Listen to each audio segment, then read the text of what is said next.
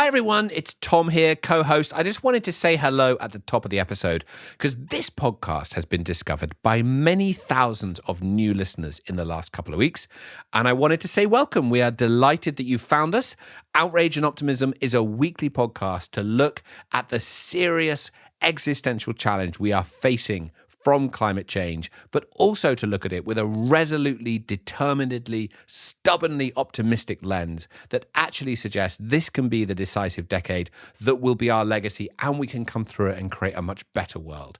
Each week, we talk to somebody who is deeply involved in this. Last week, we had Bernard Looney, the CEO of BP. This week, we have Achim Steiner, the head of the UN Development Programme, one of the most senior people in the UN system. And these people can range enormously from business people to musicians, to artists, to policy people. So that's part of the joy of this conversation. Climate change affects everybody. And so therefore, this is a conversation that attempts to include everybody. And that includes you. So we're pleased you're here.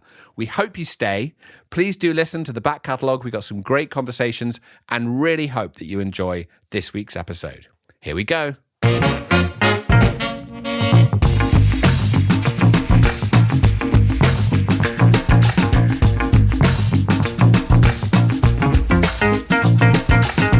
Hello and welcome to Outrage and Optimism. I'm Tom Rivik-Karnak. And I'm Paul Dickinson. I'm Cristiana Figueres. This week, we talk about the new China commitment to be carbon neutral by 2060. We speak to administrator of the UN Development Programme, Achim Steiner. And we have music from She Drew the Gun. Thanks for being here.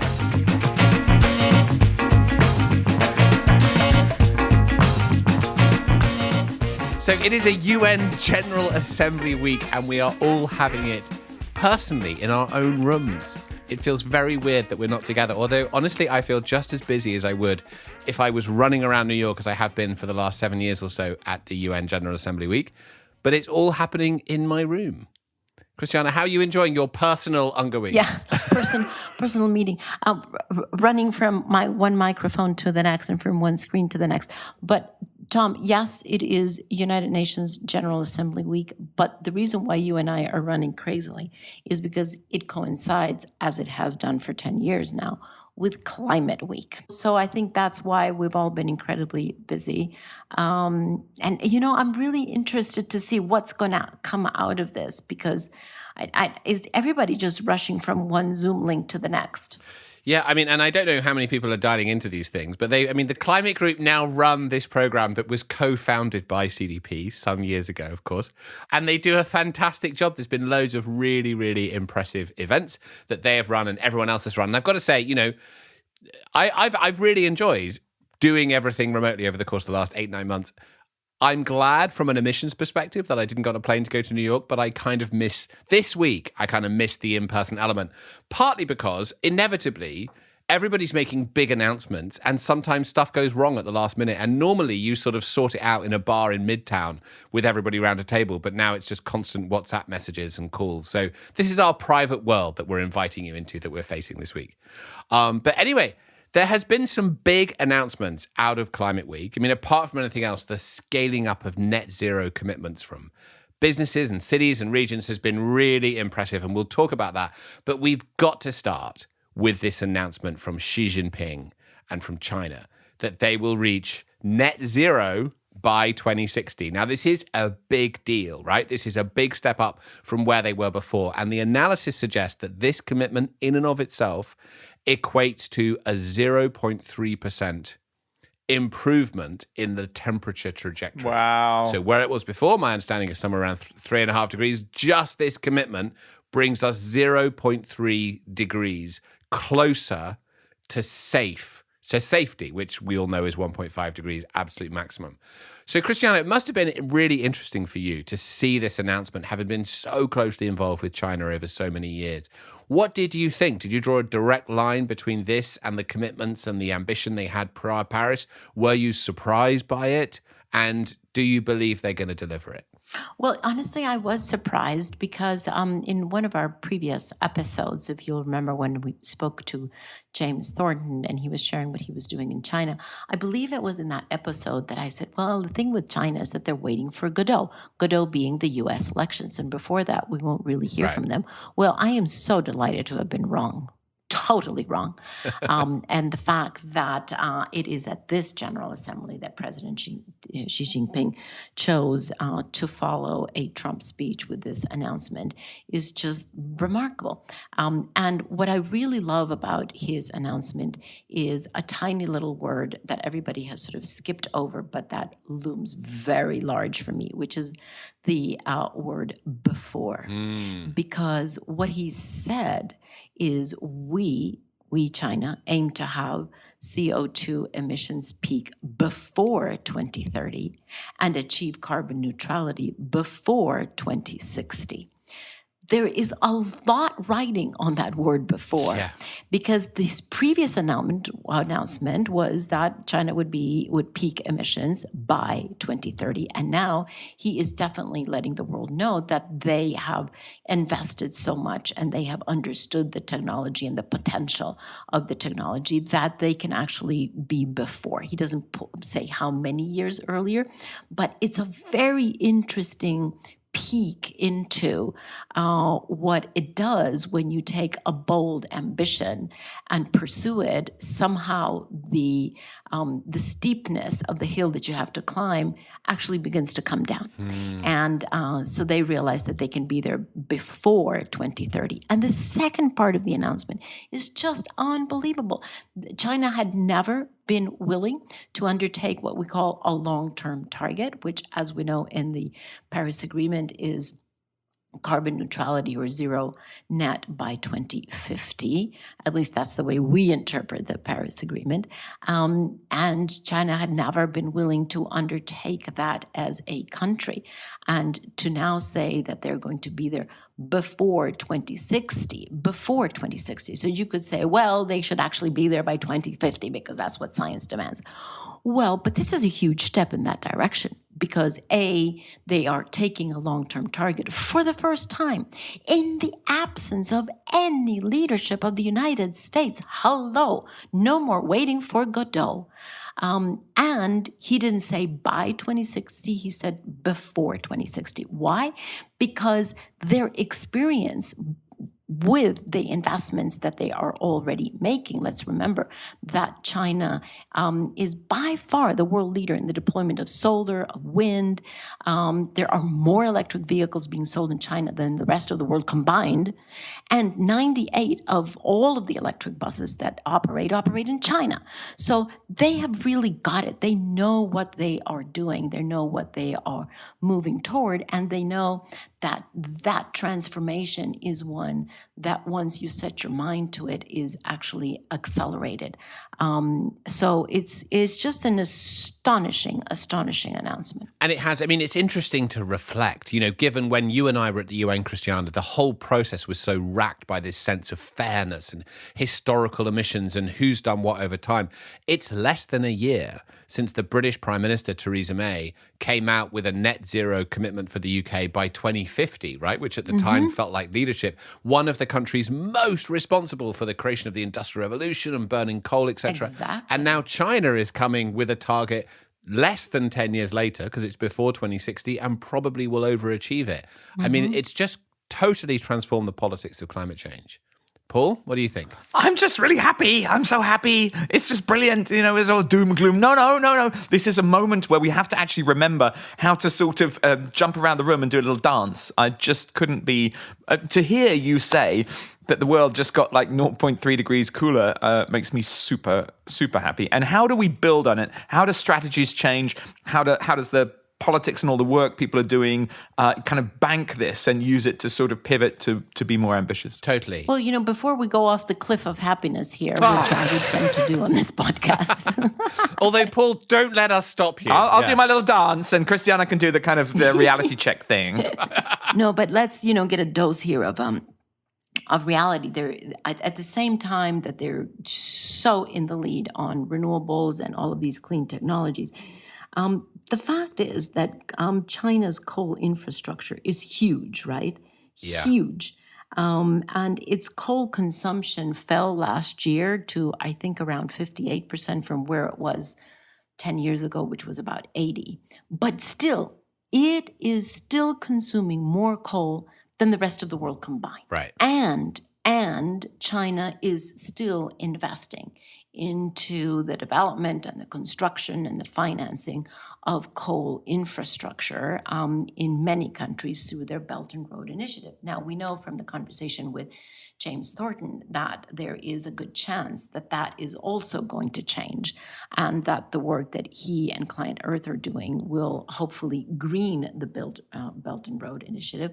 But still, it's not like little wings are sprouting from the sides of the Chinese leadership. There is evidence of both sides, and to the relationship between China and the United States, or between China and many other countries in the West. It's very difficult, right, to stand up there, get up on our table and applaud China totally enthusiastically, because we all know that there are other things that are very difficult for those of us in democratic countries to accept, such as what is being done with Hong Kong's autonomy, such as the authoritarian crackdown. There's so many other things.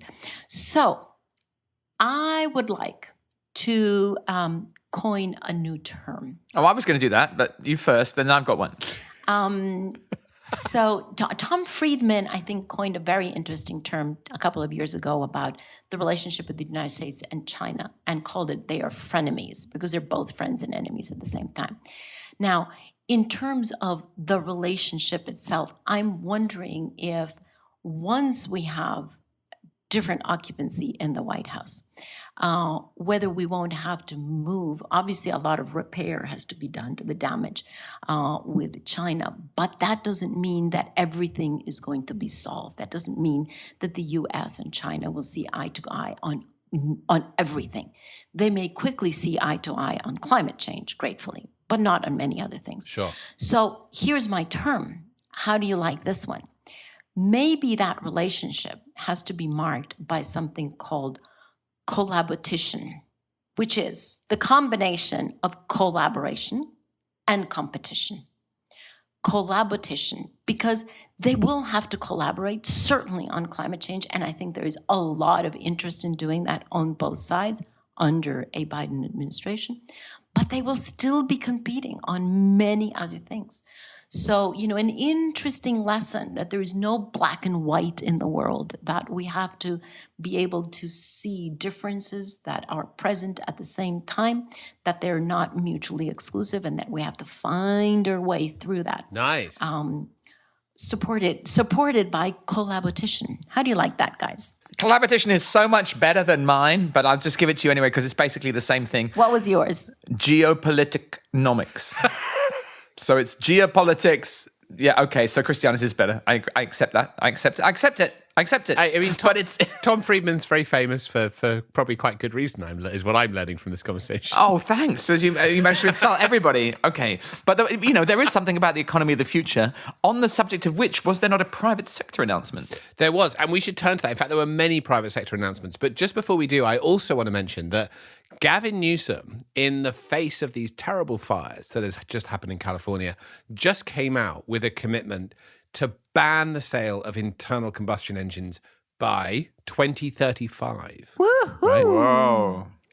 Now, as we know from 2 weeks ago when we had the CEO of Uber, Dara Khosrowshahi, on the podcast, they are going to require all of their... Sorry, Gavin, for those who are not California savvy, is the governor of California.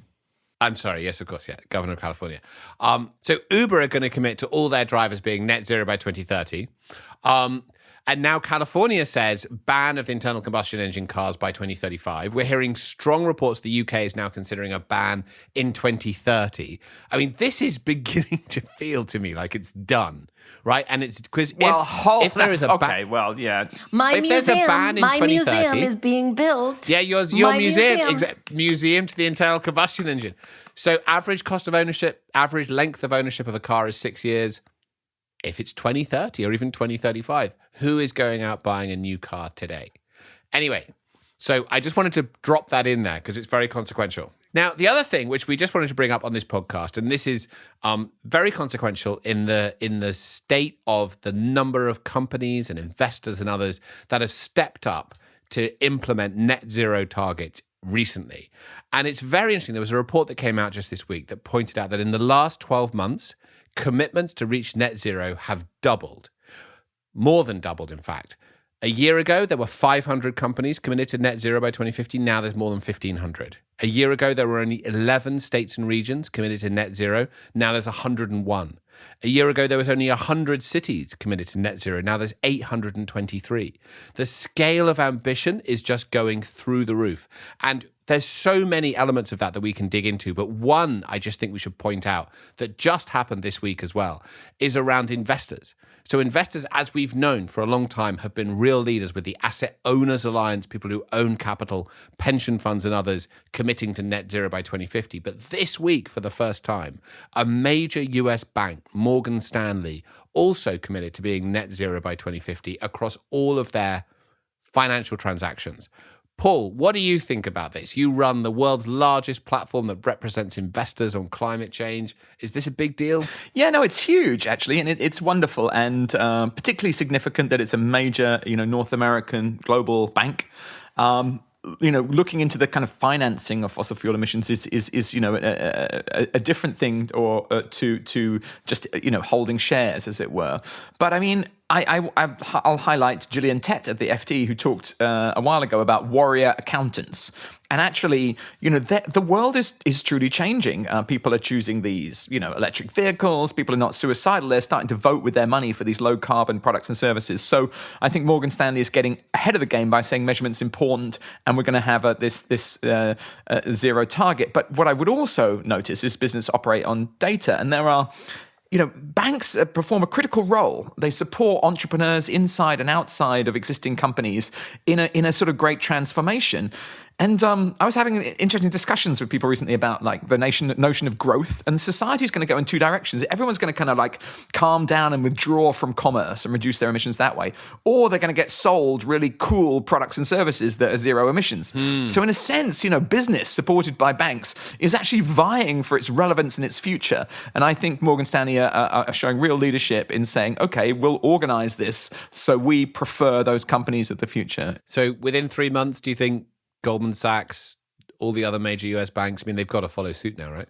Do you know, Tessa Tennant, who we often discuss, used to say that the financial community have a bird's eye view over the whole economy. They truly can understand trends and they can follow them. They use data better than anybody. I think something like a third of Goldman Sachs employees actually are a kind of, working in computing and IT. So, there's tremendous scope probably for parallel different sorts of announcements. But I mean, the data does actually support the change. And it's the theories of change where I think that the business system needs to sort of work better. Is it about marketing to consumers? Is it about discovering new markets? Is it about having alternative products? That's a whole new world. Right. I know that we've totally run out of time, but can I pile on one more piece of good news? Go for it. And this is for Paul, because I know that Paul is completely convinced that accountants rule the world. Ought to rule the world. Ought to. Ought to. Well, maybe they will, Paul, because did you know that the International Accounting Standards Board put out an opinion saying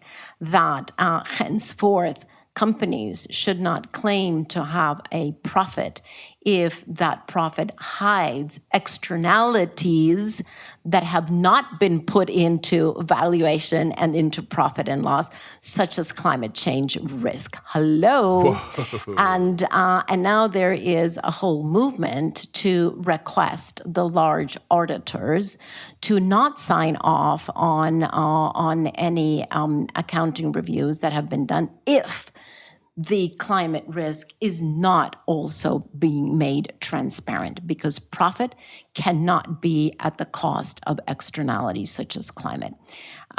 So there you go. That's a huge deal. I mean, it's these sorts of changes that are going to really make such a profound difference in our society, right?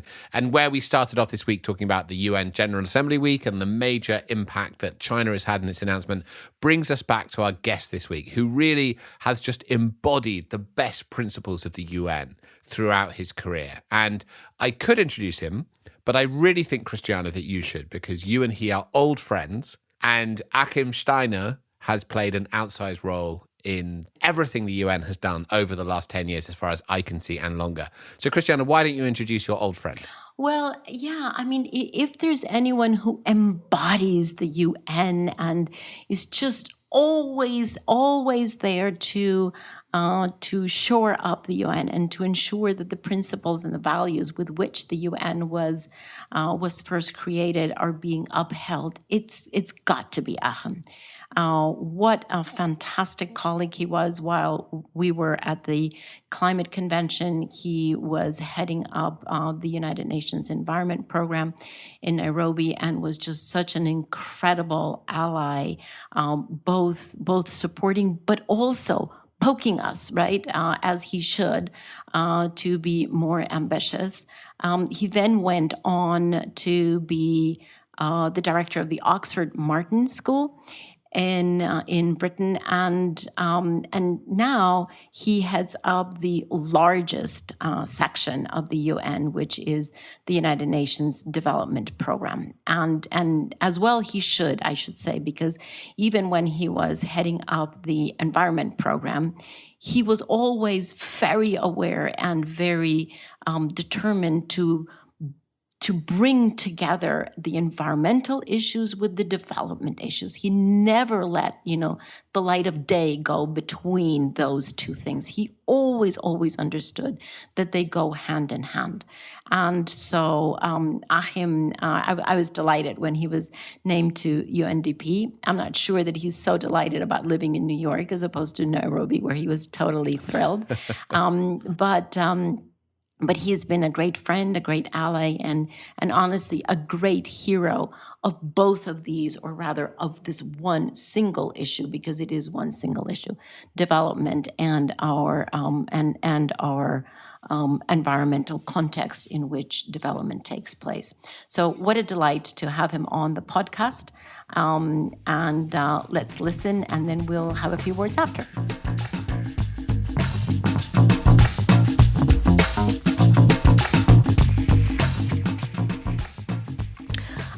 What a pleasure and what a delight to have you on Outrage and Optimism. We have frankly been pursuing you for a while to get you on this podcast. And so we're delighted that it's finally happened. And as I see you here on the screen, Achim, I have to say, I'm having a little bit of a deja vu, but on the other hand, a little bit of a contrast experience, both at the same time. Because while I was at the United Nations Framework Convention for Climate Change, you headed up the UN Environment Program, and hence we obviously worked very closely with each other and got to be very good friends. Since then, I have left the UN, you left the Environment Program, but you jumped over to the largest section of the UN, which is the United Nations Development Program.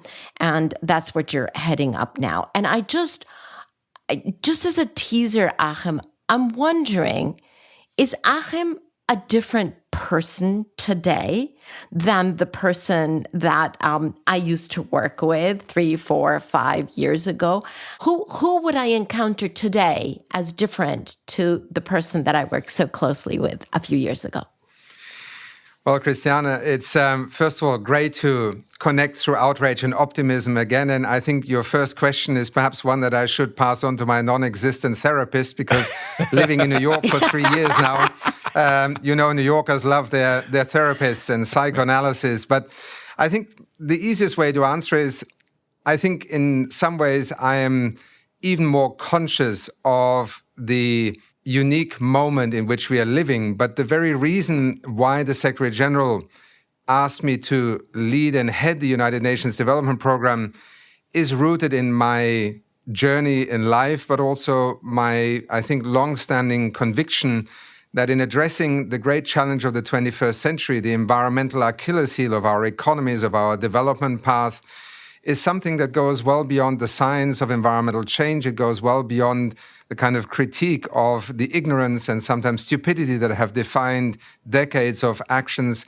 despite knowing that we should do things differently, and trying to connect the environmental agenda to people's livelihoods, human well-being. And I think in some ways, I began my working life as a development economist. And As Kristalina, our colleague, once said to me a few years ago when I was appointed to UNDP, maybe this is a circle sort of closing full circle in finding myself back in the center of the UN's development program and development system. Do you feel, I'm going to use an adjective here, do you feel more complete?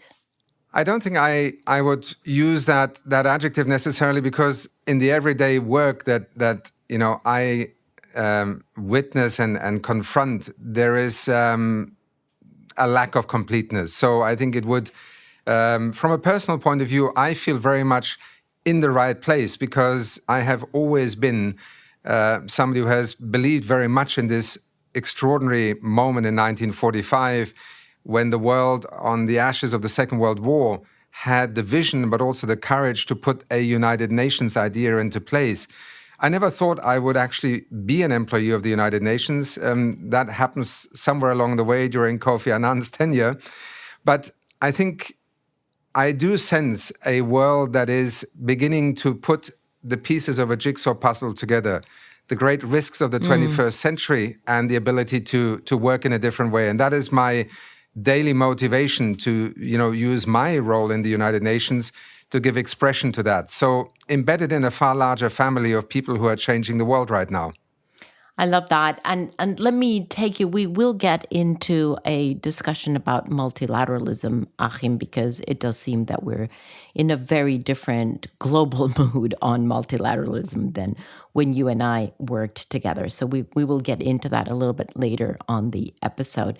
But just before that, I wanted to bring our attention to a fascinating report that UNDP has recently published, introducing the concept of temporary basic income. Fascinating, because there has been a lot of conversation and much, let's say, academic research about the strengths and the dangers of a universal basic income. And you've just put out a fascinating report saying that it would cost somewhere around $200 billion per month to provide guaranteed basic income to 2.7 billion people. And I'm assuming that this report is a direct reaction to COVID and to the economic paralysis that the world is in, which has so deeply affected those in the informal sector.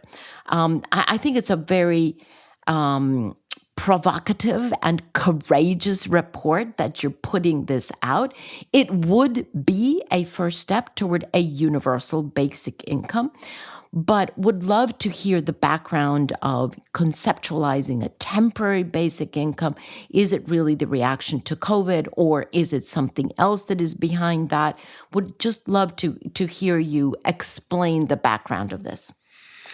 It is absolutely something that has come directly from the front lines of the battle to, first of all, manage the COVID-19 crisis from a containment strategy, the health crisis, so to speak. But immediately, and this is one of the great strengths that I appreciated since arriving in UNDP, that it is working, at the coalface, so to speak, of development. Its presence in 170 countries, the Secretary General's request that we provide the technical lead in the UN development system for the socioeconomic response has led us to engage with well over 100 countries already in the assessments and in recovery strategies. And the conclusion that we needed to step up in front of the world and say, look, what we're seeing on the ground is extremely important, both from a containment strategy, while we don't have a vaccine, we don't have a treatment for COVID-19, but also by being a witness to the extraordinary economic freefall and social disruption that COVID has caused. And I think two or three things here are very, very significant. One, we did not want to take this debate into the paradigmatic or religious sphere of universal basic income or not. What we tried to make is the analogy that actually in many more developed economies, wealthier economies, temporary basic income is an integral part of a social security, social safety net system. When you send people on furlough, as in Germany, and you pay them essentially even though they're not working, unemployment benefits, social security insurance, those are precisely temporary basic incomes. And in wealthier economies or more developed social security systems, that is the tool we practice every day. In developing countries, often it is 90% or more who work in the informal sector. You lock down, you essentially have no income, you have no unemployment benefit, you are literally looking at using up your meager savings, which might be sometimes just 2 or 3 days' income, and then having nothing. So both from a point of view of being able to cope and help particularly developing countries focus on how to manage the pandemic at this moment, but secondly, to recognize you cannot ask people who cannot afford to buy food for themselves to stay in lockdown mode. And thirdly, we wanted to make the link also to a global responsibility to, just like we do in each of our countries in the European or North American context or Japan right now, stimulus packages, stabilization packages are meant to help the most vulnerable, to ensure that people don't fall through the cracks. That same analogy applies at a global level between richer nations and poorer nations. And that's why we made the link to debt repayments. You see, what we estimate is that this year, about 3.1 trillion or a little bit more of debt repayments are scheduled from developing countries to debtors.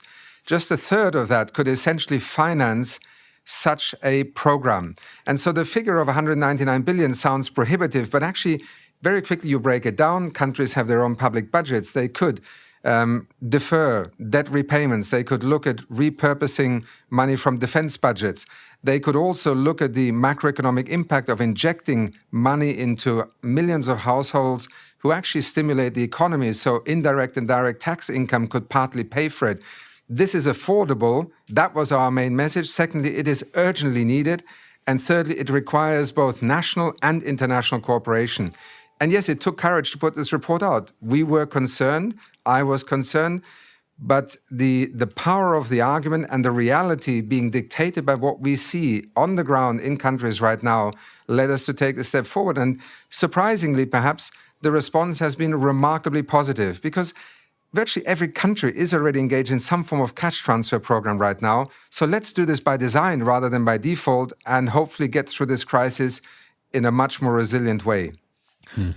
It's a wonderfully innovative way of approaching economics. You work at a major United Nations institution, and yet you have said we live in economically determined times. And you've described the era of trickle-down economics as over.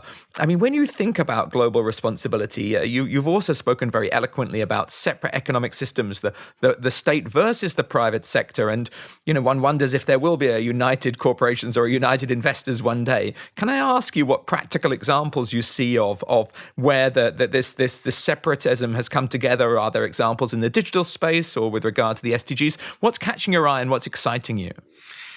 Look, first of all, it's a basic fact in looking at our economies and the macroeconomic perspective. I mean, public finance, the budget of governments, accounts for roughly a fifth of economic activity in our economies taken globally. So by implication, 4/5 is happening in the markets, in the private sector universe. And, one of the things that we need to get over also is that we always define the private sector as some kind of multinational corporation. Over 90%, in many countries, even 95%, such as Japan, of businesses are small, medium-scale enterprises. The backbone of the economic activity, of the services industry, of the livelihoods and employment is not the mega corporation. It is, in fact, the small, medium-scale enterprises that people in their innovations, in their survival strategies are putting in place. And that is why I have always argued that if you are looking at development, sustainable development, how could you pursue such a path without explicitly thinking about that part of the economy, which is the dominant part in which private sector actors are drivers? Now, you mentioned a couple of examples, and I just want to echo in a strong way the potential. Take digital.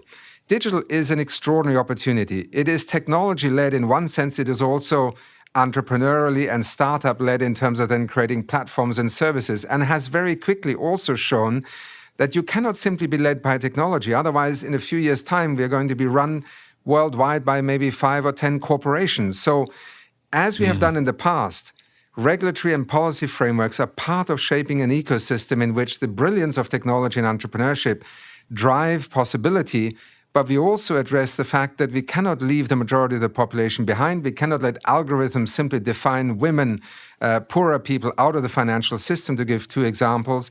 And therefore, there is tremendous opportunity. And inclusive finance has, particularly in developing countries, broken through entirely new frontiers in bringing people who didn't exist in the financial system because they didn't have an address, they didn't have collateral. They are suddenly trading, borrowing instantly in the morning to buy their goods, sell them in the market, repaying loans in the evening. This is a revolution unfolding. At the same time, take something like health insurance. In the midst of this pandemic, the tragedy is that it has once again revealed the deep structural inequalities. There are some people in some countries who are insured. They can weather this storm in a relatively resilient way. For most poor people, there is no health insurance. There is no national health service. And therefore, the ability to, for example, work with the insurance sector, look at the algorithms and the service products that they have developed, the risk management tools, and put in place a micro health insurance program where government perhaps can use its limited resources to buy down some of the costs, but then allow insurance companies to offer these schemes in order to bring hundreds of millions of people into basic insurance, is another good example of this frontier. And I think investment, the third sector is investment. And we live in the richest moment in monetary terms in human history. This planet, this global population has more money at its disposal right now than we have ever been able to count. And yet, wherever you look, we have transformational challenges and there is not enough investment capital. So the finance sector, the financial markets have to become part of an SDG-driven investment agenda. And again, I think UNDP can work with governments and the private sector to enlarge that space, as are many others. Great. Do you want to ask another one, Paul, or shall I dive into... I was just going to say that's an absolutely captivating vision, and I hope and believe that your kind of encouragement of leadership in the private sector will body forth those entrepreneurs that take these new opportunities that aren't just about maximizing money, but taking society in the right direction. In their own words, that is the paradigm shift that many leaders in the private sector are realizing out of a personal conviction, I think, in the first instance, but also the sheer corporate rationale. I mean, we are at a point in time where transparency, information availability is increasingly going to challenge companies that are simply adding to our problems. And I think the renewable energy, clean energy revolution has been a great example. That technology has been in drawers for the last 50 to 80 years. But it was with public policy, public awareness that you saw this transformation then happening. Yeah. Can I ask you, you said earlier on, that you've always been someone who believed in these principles of the United Nations and this institution that was born out of such awful goings on in the middle of the previous century. And I just want to ask you a question about the health of both that institution and also of the principles of cooperation that it espouses. I mean, several years ago, when Christiana and I were at the UNFCCC, you were at UNEP, and we were all working towards the Paris Agreement, it felt like this very difficult moment. But looking back now, it sort of looks like days of halcyon innocence compared to sort of what you're facing now. And, even before the pandemic, we were at a point where we were facing protectionism, attacks on multilateral institutions, trade wars, nationalism, and this sort of general pulling back from cooperation. And now, of course, with the pandemic, we're seeing projections of massive drops in international trade, even development financing, and we have this rhetoric that is now sort of, from some countries, kind of going off the scale. I mean, just this week, Nikki Haley, the former ambassador to the UN, said at the Republican National Convention, the UN is not for the faint of heart. It's a place where dictators, murderers, and thieves denounce America, then put their hands out and demand their bills to be paid. So, when we're at that point of the rhetoric, it's challenging, right, to look at the necessary steps that need to be taken by these institutions. So I have a couple of questions about what we do about that. But first, I'd just like to know, as much as anyone, you are sitting in the heart of these collaborative networks and institutions responsible for helping the world meet the Sustainable Development Goals.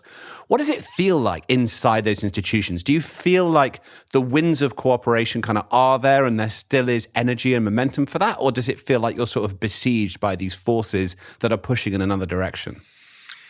Well, I think both observations are true. I mean, this is perhaps the schizophrenic reality of working in the center of an institution that is essentially founded not on some naive idealism that nations are united. I often say we have a United Nations precisely because nations are not united. They have competing interests, they have conflicts with one another, they have different legacies. And the brilliance of the idea, the vision of establishing the United Nations is, in my mind, so important at this moment in time for a couple of reasons. One, let us remember, this is the 75th anniversary of establishing the United Nations. It's associated with the year 1945, after the war. I think what is actually more interesting is that the idea was first born in 1941. And then through conferences, out of the United States, through conferences in London, in Moscow, in Tehran, was matured at the darkest moment of the 20th century. And I think this is so important. In the difficult times, it is vision and it is courage to look at something better that defines possibility, not the negative skepticism or armchair commentary that we so often hear. And it's a time to lean forward in the midst of this pandemic. And yes, the UN is, as an institution, as a political platform, contested. But let me remind you, this is not new. We've lived through a Cold War. We've had, U.S. Administrations wanting to see the UN pack up and go down the East River and move somewhere else in the past. I think we should not, confuse the temporary political dynamics in the U.S., which I think, points to a far larger set of polarizations within the United States rather than the United Nations. Having said that, there is no question that member states lack a degree of respect at the moment for what they have established in terms of international law, in terms of normative and progressive rule-making that the UN has so often facilitated. But do I have any doubt that there is, anything better out there? No, there isn't. Yeah. In fact, just the debate over the pandemic and the WHO, I've often asked the question, so would you rather have a global pandemic response being defined and led by Washington or Beijing, or do you want to have that place where every nation comes together? And this powerful idea, if you're small or you're large, you have a seat in the United Nations, you have the right to be heard, and this is a rules-based and rights-based institution. And here it is 75 years after it was founded. Yes, it has bruises and it needs to evolve, but that evolution has to be driven by member states. It's a lack of respect for the idea and a lack of engagement for evolving the United Nations that I think is very much giving that impression that maybe it is not performing. And clearly, as a bureaucracy, as an administration, as organizations, we are the first ones to say, look, this is a different time, this is a different era, we have to change from within as well. Yeah. But the license to operate comes from member states. That sort of stubborn, determined optimism gets very high marks around here, I have to say, particularly with Christiana. Just one other question to that, sort of looking at the political winds around the world. Do you think it's true that we have not done as good a job as we should have done of conveying to individual citizens around the world the benefits of multilateralism today and tomorrow, and that we need to accept that appealing to public goods and the welfare of future generations is likely to be insufficient in times of real hardship, but we need to find a new narrative that helps individuals understand the benefits of multilateralism? How do we do that? And how? Because really what we need is citizens, yes, member states, but we also need citizens around the world to understand that they want their leaders to work together and cooperate and collaborate. Well, this is the odd thing. If you look at public opinion polls of citizens, they are far ahead of their leaders. So this is one of the strange phenomena. Right. The United Nations is still recognized as one of the most trusted and admired brands in the world. And this is not UN-commissioned public opinion surveys. Yeah. And in part it is because people project onto the idea of the United Nations, onto that sacred hall, as Secretary General Ban Ki-moon once called the General Assembly Hall, onto the voice and the pulpit of the Secretary General, all that which they believe is righteous and is good, and yet realize fully well that it is not a power in the hard sense. The Secretary General's power is to speak truth to the world. And I think, let me begin by saying our citizens are being misled, and our citizens are obviously also facing many crises in their immediate surroundings.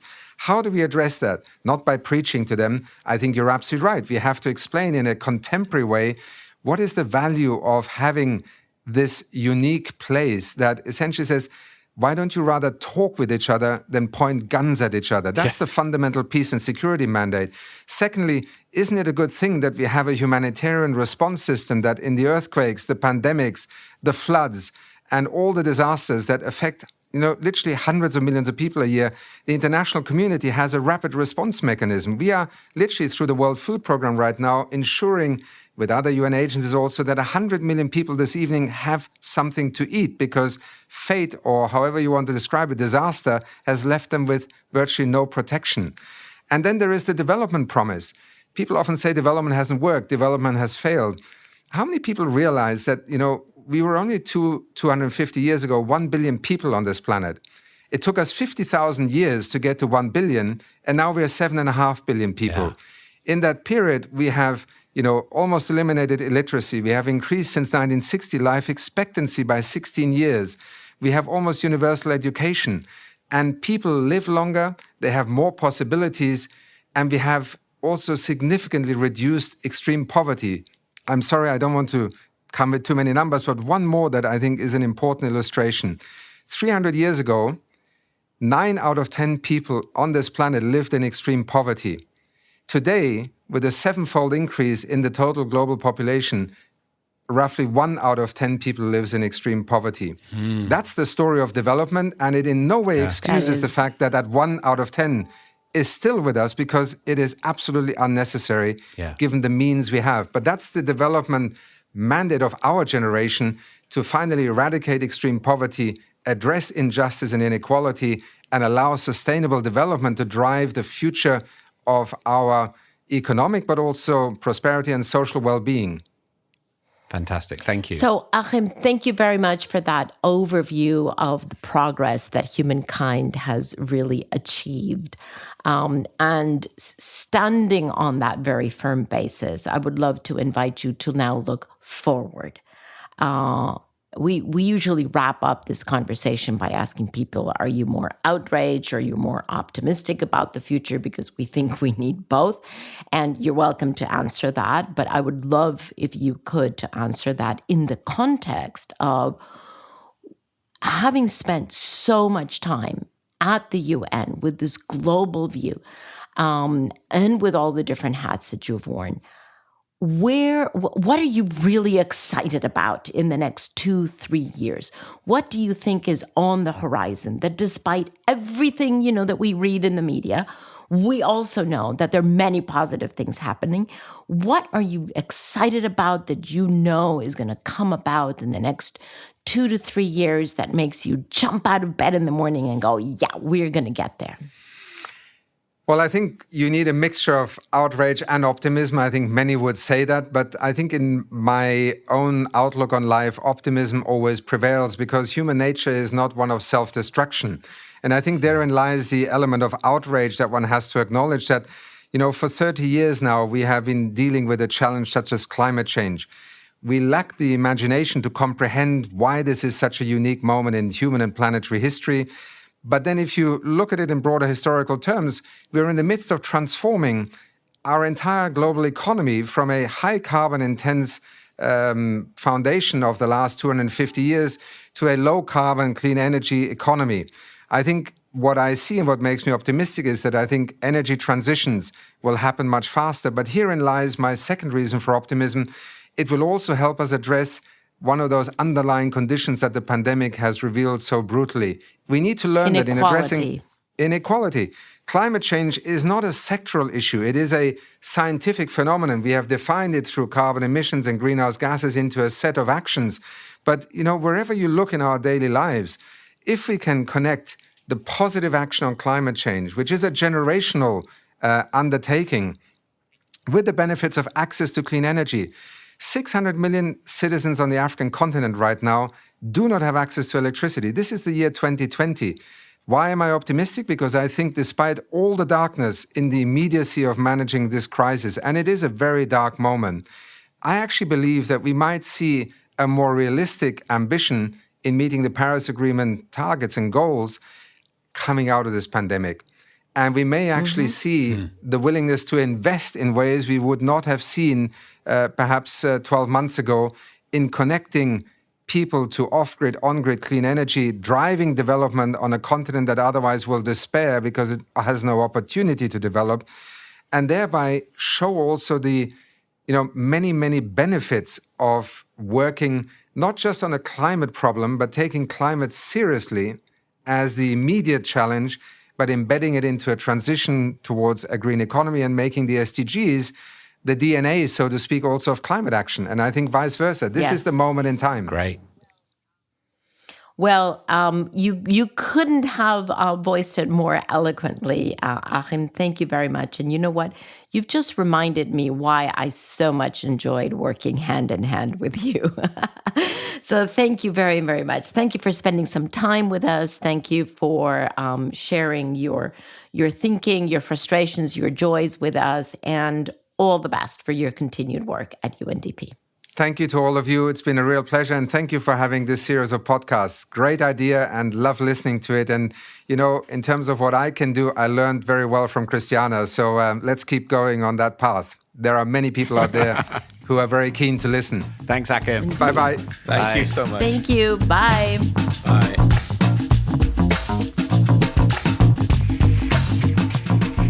So, I mean, how good to talk to Achim Steiner. And I've got to say, I mean, you know, I observed him fairly closely in the lead up to Paris. And I was kind of shocked in those days, the degree of competition that exists inside the UN system. But Achim was always a remarkably collaborative player, and he was always focused on the outcome. And in that system that actually didn't always bring the best out of people, he was just at such a bright spot. So how amazing to get the chance to talk to him and see that he's still delivering that work. Paul, what did you leave that conversation with? Wait, before I cede to Paul, because you remark on Achim's collaborative spirit, the new term collaboration would never occur to me with Achim, right? Yeah. Absolute collaboration the whole time through, in the thick of it, through difficult days, through good days. Yeah. Achim is just such a trusted colleague, such a good friend. I mean, not a person, also a personal friend, but such a friend of environmental and development issues. And he's just so, you know, so open, so inclusive in his work and in his leadership. So collaboration does not apply to him, just so that we set that one straight. And just to double down on that, I mean, even, you know, there were months in there where you were kind of like, you know, the center of the stage. And there were others that I won't name, and I'm sure you won't, who were very jealous of that and were trying to kind of muscle in on it. But Achim just did whatever he could for the outcome. Yeah. There was never any question. I mean, just in terms of the quality of the man, it was amazing. Yeah. Paul, sorry, we jumped in front of you. Go for it. Look, what a lovely, lovely human is all I can say. And, you know, he speaks with such passion about justice. First of all, he spoke so articulately about like how we have developed so well, but there's still 1 billion people in kind of, you know, experiencing chronic poverty instead of, it's 10% of us instead of 90% of us, but it's you know, he sees but tremendous sort of the justice of relatively modest wealth distribution, but his core, the urgency of that. But I was also very struck about him talking about public finance being only 1/5 of global economies. That's very interesting. If you think about it, if public finance is only 1/5, then kind of the direction of our economies is the direction of our societies, right? So I just think that he's very astute on understanding that dimension and how you know, achieving the Sustainable Development Goals and helping those 1 billion people who suffer the worst, you know, is going to take all parts of us. We can't just rely on the kind of the state to fix it all. And the other thing I just noticed is he talked about a certain lack of respect for the UN. And, you know, I used to privately be very cross with John Bolton because he used to be the US ambassador to the UN, and I'd heard him be very disrespectful. Now it turns out he's kind of one of my heroes for going against certain politicians that I'm not very fond of. But I do think that respect for the UN system is something that will actually emerge from the great work of people like Achim Steiner. Yeah. Mm. Well, I was also wondering, although we didn't know about this Chinese announcement when we spoke to Achim, but in my head, I'm bringing them together because if there is evidence of the fact that some political leaders understand that relationship between the environment, which allows us to live, breathe, and eat, because without that, we wouldn't. Chinese leadership has really understood that they cannot continue to develop, especially especially if they want to bring the rest of their population that is still under the line of poverty. And they've done a great job over the past 10 years to bring that many people out of poverty. But if they want to continue that path, they have totally understood that they have to go hand in hand with protection of their national domestic environment, but above all, the global environment, because it affects them in a disproportionate manner. And so I'm delighted to have had that conversation with Achim, and then see President Xi Jinping basically, pick up that message and go forward with a very, very clear political interpretation of that message that goes beyond literature and beyond academic research into here is what we're doing.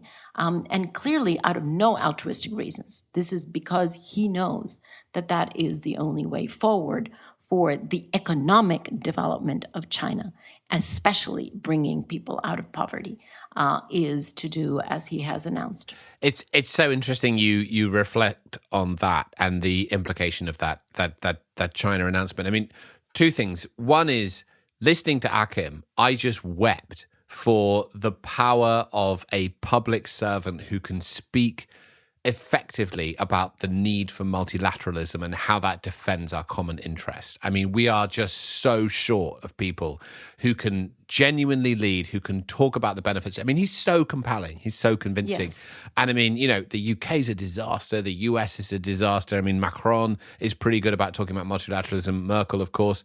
But then also, of course, I mean, it just embodies the transition. I noticed this week that Joanna Lewis, a professor from Georgetown, was quoted in the New York Times, and she was talking about Trump versus Xi Jinping's speech. And she said, while Trump's speech blames China for the world's problems, Xi's speech calls for global response and highlights China's contributions. So we're at a situation now where multilateralism and the benefits of collaboration are being espoused by China and denied by the United States. And, I mean, for people like me, and I suspect like all of us, who would say that the overall net, the US contribution to global harmony over the last 50 years has generally actually been pretty good. It's kind of heartbreaking to see the US cede that position through such negligence when actually it's so defendable. We can have leadership there that talks about the benefits of multilateralism as explained by Achim that really lead us towards a better future. And this is so avoidable, and the US is just sleepwalking into it.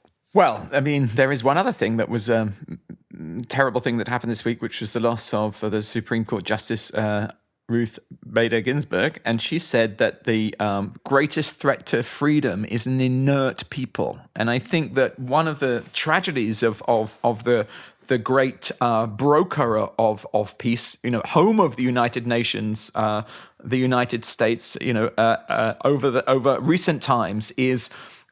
It has kind of, through distraction and perhaps a certain sense of irresponsibility amongst some people who are in very powerful positions, allowed the people to become somewhat inert. And this great gift of a sort of a global order has to some extent been lost. But nature abhors a vacuum, and the government of China, notwithstanding all the comments you made, Christiana, that question that organization, is coming forward with leadership, and other leadership will come and follow. But the one thing I think we all know, and all the listeners know, is that we can read a graph. Climate change is happening. This is a fact. Those businesses that decarbonize, those investors, those organizations will lead. And, it may be that Trump digs coal, but this is all going in one direction, and we have to get the right result in November. I think, Paul, if you ran for political office, just the phrase "we can read a graph" would just land so well with the election. For years. I've worked in climate change for 20 years. And journalists say, why'd you get into climate change? I say, I can read a graph. I want a hat that says, I can read a graph. It just, Make America read graphs again. All right, friends, this has been a lot of fun. There's some Outrage+Optimism merch coming your way with Dickinson, a picture of Paul's face, and I can read a graph in it. Yeah, exactly. Okay, now, of course, we're going to bring you some music, as we always do at the end of this episode. And this week, we have a great piece of music for you from She Drew the Gun. Now, as ever, we wrote to the artist and asked for responses to a couple of questions. So this piece of music is actually a rework cover of Frank Zappa's song, and she thought it'd be interesting to take this song from 50 years ago and use it to say that the mainstream media still isn't serving us. And she's actually also very thoughtful about the role of artists during a climate emergency, which she says that some art is a means of escape from the harsh truth of what is happening to the world around us, and that's okay. But also, it's the artist's duty to reflect the times, and that she herself likes to use prose to pick holes in the status quo, use good music, but also ask the listener a question and delve into a big issue to really listen to the lyrics and really understand things on a different perspective. It's all connected, and you can't tackle climate change without tackling other issues like capitalism. It's not that all of her songs are political, but there is often an undercurrent, and she always feels she's chipping away at the assumptions that exist within our society and to try to challenge them to move us further forward. So this is She Drew the Gun. The song is called Trouble Every Day. Well, I'm about to get upset from watching my TV, checking out the news until my eyeballs fail to see. I mean to say that every day is just another rotten mess. When's it gonna change, my friend, is anybody's guess. So I'm watching and I'm waiting, hoping for the best. Think I'll even go to praying every time I hear him saying that there's no way to delay that trouble coming every day. No way to delay that trouble coming every day. Wednesday, watch the riots and the busies on the street. I watch them throwing rocks and stuff and choking in the heat. I listen to reports about the whiskey passing round, seeing the smoke and fire and the market burning down. Watch while everybody in the street would take a turn to stomp and smash and crash and bash and slash and bust and burn. And I'm watching and I'm waiting, hoping for the best. Think I'll even go to praying every time I hear him saying that there's no way to delay that trouble coming every day. There's no way to delay that trouble coming every day. Well, you could cool it, you can heat it, cause baby, I don't need it. Take your TV tube and eat it. All that phony stuff on sports, you know, I watched that rotten box until my head began to hurt from checking out the way that they don't dig up the right dirt. And they're selling out the people unfair that they assert that they're totally transparent, not complicit and absurd, with their pantomime neutrality distorting every word. And they're rising on the right cause they're appealing to the side of a man to blame the poorest because he's unsatisfied with what the neoliberal program has left him for a life, because the architects of policy have sold them a soundbite. No society, just family, so as long as I'm alright. So I'm watching and I'm waiting, I'm hoping for the best. Think I'll go to praying every time I hear him saying that there's no way to delay that trouble coming every day. No way to delay that trouble coming every day.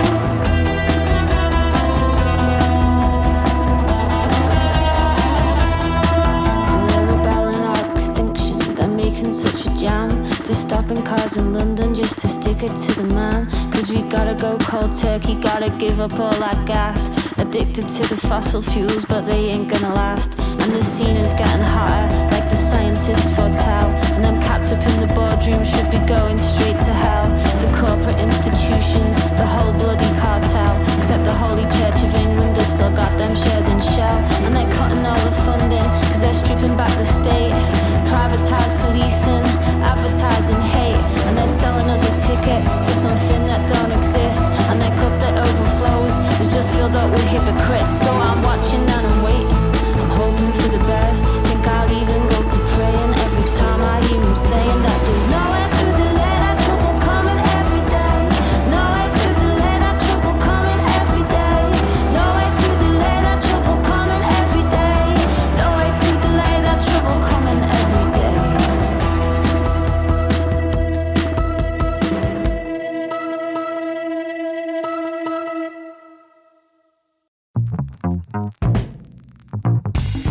Hi everyone, this is Nolan, covering for Clay while he's on a much-deserved holiday. So there you go, another episode of Outrage and Optimism. The song you just heard is Trouble Every Day by She Drew the Gun. You can check out more of their music by clicking the link in the show notes. Outrage and Optimism is a global optimism production and is produced this week by me, Nolan Rossi. Our executive producer is Marina Mancilla German.